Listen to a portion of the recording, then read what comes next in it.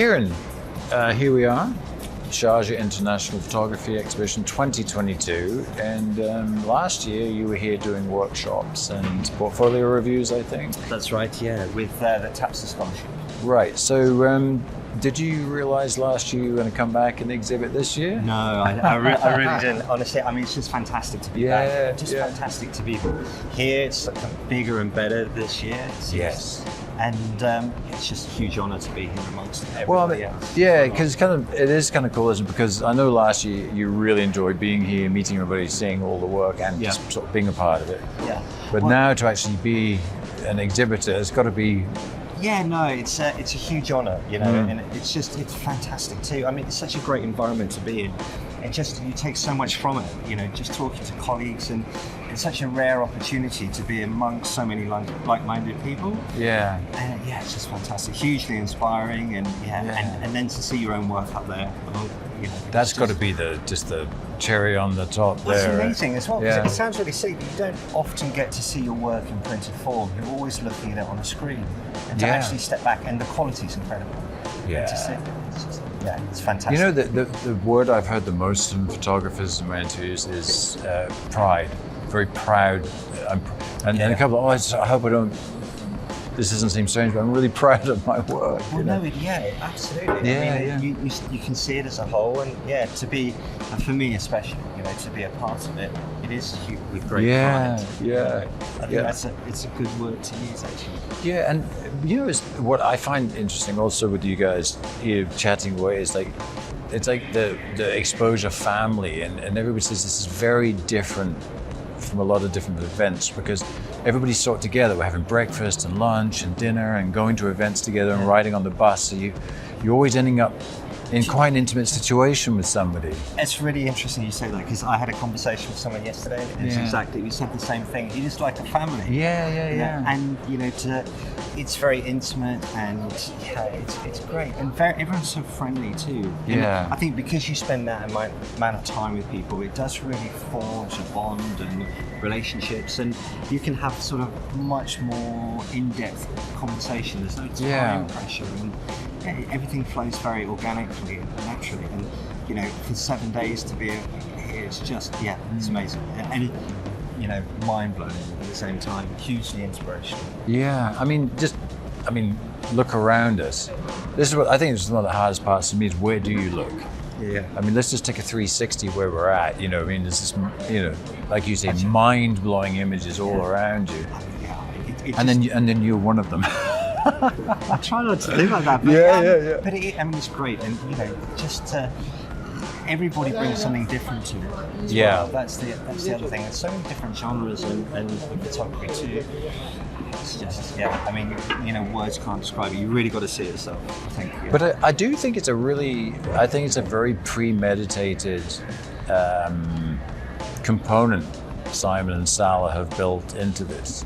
Obviously, Sheikh is a huge photography aficionado and a very, very good photographer. And I think that part that you're talking about of putting everyone together, it is conscious that to get so create you that guys environment. because it's an environment, isn't it? Yeah, I mean, you can tell that, you can feel that. It's different to other festivals that I've been to as well, but it really does. It goes. Festival doesn't describe it well enough, you know, because it goes much beyond that. Yeah, and then not only that, but I mean, we could step out now and go and listen to any of the talks that are going on. Yeah. We could attend workshops that are going on. The educational side of things, and that's what I took from it last year as well. You know, I mean, you learn so much. You know? I mean, if you want to come, there's just so much that you can take away from it. Yeah. How has it been, you know, being in with your exhibit and interacting with people that want to come and talk about your work? Because that probably doesn't happen too often, does it? Where you're actually talking about what you've been doing. Well, it's really interesting, and I think it's something that I haven't experienced before, really, where actually people, you get to engage with people more. They're more curious. They want to know the stories behind the photographs as well. And I think that's something different. You don't often get that interaction. So that's something that's Yeah, new. someone's picking up a magazine and your photo happens to be in there and they're reading a story and having a cup of coffee, and now they're actually talking to you about your image and why. And I think also as a photographer, you're nosy too. You know, I think that's part of being a photographer is you watch other people, and it's really interesting to see people look at your work. You know, and you know there are pictures that some people stop by and others don't, and it's really interesting to watch them and see their reactions. And I think you learn a lot too as well. It's probably interesting too is that people are probably drawn to different pictures than you might think they'd be drawn to. Like you might have a favorite and they stop at one and you're like, well, why are you stopping at that one? I think there's definitely, and you learn to see things different in your own pictures too by seeing how other people and what draws them to the pictures as well. So that whole process is really interesting actually. It's really, and new because I haven't had that experience before. Yeah, so I mean, it's energizing as well, I would think. Yeah, definitely. I mean, the whole exhibition is hugely energizing. It's and inspirational too. I think you could add overwhelming in there as well. The size and scale, Yeah. And everywhere you turn, there's world-class imagery. It's just it's mind-blowing. And the presentation, you know, it's also thoughtful for each person's exhibit. It's not by accident that certain people have got certain types of setups. It's incredibly well produced and well thought through. And I think just in terms of everything about it, the print quality is fantastic, the lighting is fantastic, the framing. Yeah. And then with National Geographic being here for the conservation this year. That's a different thing altogether. You know, it's just incredible as well. And so important too.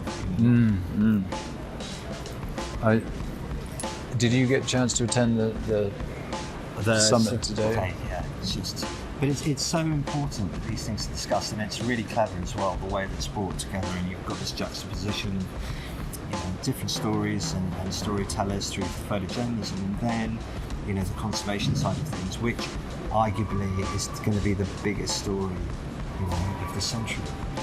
And so it's great. And it's happening here. Yeah, it's And happening. you got to attend it live, so. Yeah. It's a real privilege. And it's great to see you this year because I know you really enjoyed it last year. Yeah, it's amazing last year, but this year's on a completely different level. It's bigger, it's just everything about it is different again. Yeah, any of your heroes here this year?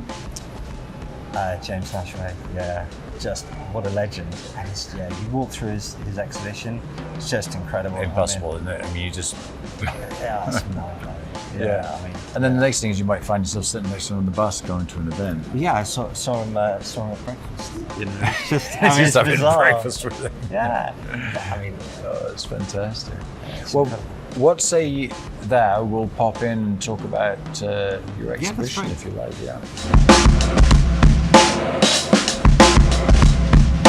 Great that we've got to come and visit with your exhibition here, and this is a tough one, really. I mean, this is not a. Yeah, it's. I mean, just actually introduce it for us, because I know what it is. So it's about the pro-democracy protests that took place in Hong Kong in 2019. Yeah. So I spent sort of 6 months on and off there, documenting it as it sort of grew and grew, and sort of ebbed and flowed a little bit, right until COVID kind of took over. Yeah. So it documents that really, different sort of stages, different parts of it. And Hong Kong's got a special place in my heart as well, so I'm quite attached to it and the story. I mean, this is some very, very violent and aggressive scenes. I mean, how did you feel for your personal safety in these times? I mean, did you feel under threat? I think not from the protesters, no. I think there are elements of danger in it, just in terms of the nature of it, but not so much really. I think you've always got to be careful. You've always got to be mindful and sensible. But it's part of the job really, and I felt it was such an important story to tell and to document. Really. But I mean, it really had a, I guess. Was weird the right word? Conclusion that had COVID not come along, this would potentially still have been going on, right? Yeah. Or could potentially be still going on. Or? I think sort of definitely, the momentum was there, and I think COVID came and it really it really helped kind of pause and reset. But yeah, I mean, there are times where it was incredibly violent, especially at the universities towards sort of November. It was really tough. Would explain? So this guy, yeah, was really interesting. So I watched this guy for a while as they started to get the Molotovs out, and you could tell the police are maybe 100 meters away. There are tear gas rounds going on and off, and water cannon too. Is this why they're wearing the? That's why they're wearing the masks as well. Yeah, it's fit for the tear gas. I mean, the whole protests were marred by tear gas all the time. It was just engulfed the city at times. Were you wearing a mask? All the time. So it's pretty difficult to photograph and wear masks. Yeah, it's tough. You get used to it. But on the positive side, through the pandemic, wearing a mask was no worries. It was in comparison, a piece of cake after that. So that's actually him throwing, and that's the. So that's him throwing the. It's an amazing image. I mean, just the flame trail. Yeah, he was intense. That was just. It was the getting towards the 70th anniversary of the People's Republic of China. And so tensions were really, really rising at that time, and everybody was really looking to see what the protesters would do and how the authorities would react as well, knowing it's such an important date. So it was very tense, and you could tell just the feelings in the city. Things were brewing, and Could you feel? You could just really feel. Everybody was on edge. Yeah. You could sense it. And how did that go off? How was that day? I think it was quieter than a lot of people thought. Actually, there was a protest. There was a couple of days before that actually was more intense at times. Yeah. But the whole protest throughout there was some very intense times, very charged. The universities towards the end, that was pretty wild. Actually. Yeah. Were you working alone? Yeah. Pretty much. I mean, I was on assignment off and on for different publications. Yeah. But largely, it was it was something that I self-funded and wanted to produce myself. If that makes sense. Where did this body of work end up going? Did you? I ended up. Parts of it was shot for different clients. I did work for sort of LA Times with it. I did some stuff for LP's, a large feature, and on and off, sort of lots of mini stories within stories as well. Mm-hmm. So. And you're balancing a home life at this point. Trying to, yeah. Yeah, I'm very lucky with my wife. She's very, she puts up with me. Yeah. So you'd go back and forward home? Yeah, I almost missed my wife's birthday actually because of what's happened, But yeah, no, she was great. She ended up coming out, which was for parts of it. Yeah. So yeah, but so do you want to talk us through a couple of, I don't know, say your favorite images or a couple of images that you really feel you would like people to? Okay, sure. I mean, this is very important. This picture. Yeah. I think it's quite important to show the kind of the intensity of the protests. And then all this was from a couple of days later as well. I really like that just because of the aesthetically, it's pretty different, and it really sort of sums up the amount of tear gas rounds that we used. And it was this kind of tear gas. It was really powerful, really charged because you can get different intensities just like all the time. And were the masks effective at keeping it there? Pretty much. I mean, sort of. I used a full face mask with filters. But if you wore a COVID mask, it's not just the Yeah. I have something wrong. In fact, now I can't. Really are in trouble. Whereas you can kind of hold your breath and get out of trouble for Yeah. So. And then I really like this picture, the portrait. She was pretty amazing. And they've all. What's really interesting is that everybody's got a story to tell, and it was very much a very young movement. The ages you were getting high school kids who were taking part, and it really engulfed all of society. You had I met some really old people who took part, the 80s, 90s, and then right down to kind of 14, 15 years. So generational. Yeah, Yeah. absolutely. Throughout the ages.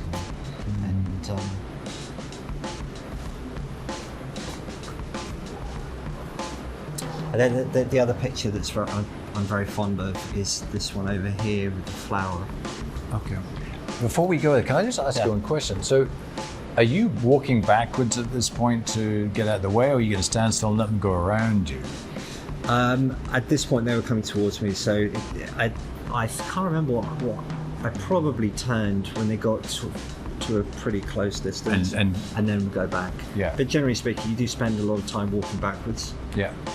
So how would they react to you? Would they just treat you like you weren't there, knock you out the way, or I mean, were they? It really depends. Sometimes you get push shoved. That's pretty frequent. Sometimes you get targeted as well. Yeah. And then other times completely respectful, left alone. You tend to find it's quite individual based rather than widespread. No one shoe size fits all on that. So you just some very, very intense images. Yeah, it was really intense at times, and there wasn't a lot of grey. It was very binary. But then you've got a very peaceful image. Largely, I mean, I think that's what it's very important to say, that largely speaking, they were very peaceful protests. And like this image, for example, there were plenty of times where millions of people took to the streets in protest. Literally, they had 2 million people at one point in one day, which was just. It's chilling. It was incredible. Yeah, I mean, it was just. I remember sort of 8 or 9 hours into the protest, and people were still coming towards you. I've never experienced that many people, but it represented nearly a third of the territory's population. If you think about that, to have that many people come out and protest peacefully as well was incredible. Really, really moving. Do you feel like as a body of work it was one of the most important things you've done, or do you feel that other stuff you've done in your career maybe was?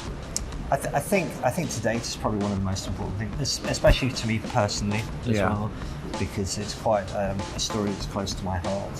What makes it so close for you? I spent a lot of time in Hong Kong. My father grew up in Hong Kong. Okay, so you were kind of. So as a child, we went back and forth fairly regularly. So it was very special, really. And the people are incredibly generous, very welcoming, and really, really nice people. And by and large, very calm and incredibly respectful too, as well.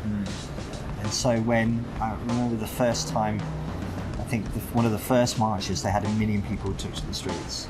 And I remember seeing that, and as soon as I read that, I thought, right, okay, I've got to go. Yeah, because you need to help. Yeah, I think it's just important to document it, really. Yeah. I really felt, and it was important to be there.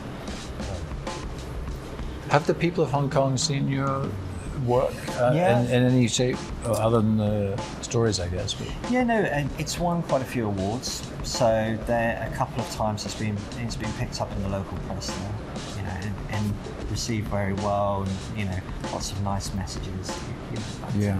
But hopefully it's really balanced. I don't really want to sort of put too much of a twist on it one way or another. It's really just about what happened, and what happened in front of my lens, and I think it's very important that it's documented as much as possible, but trying to stay objective and balanced at the same time. Yeah, which is probably not easy. Yeah, no, it's not so much that. I think it's just it's not skewed in any way. Everything that happened is true and accurate, and you need to put your personal feelings aside. So you're finished with this project now, obviously, and you've just become a father again of twins. Yes, that's so right. So how old are they now? The twins? They're nearly 6 weeks now. Okay, nearly so 6 weeks. well, grateful that you're here. So how is this now going to change your photographic life? I mean, for assignments or more stuff close to home, or I think a certain amount. It dictates a little bit. I don't want to be away for huge chunks of time, if that makes sense. But my wife's very understanding.